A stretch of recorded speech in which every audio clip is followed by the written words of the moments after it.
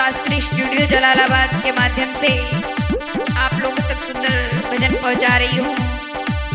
मैं नीलम शास्त्री उन्नाव से।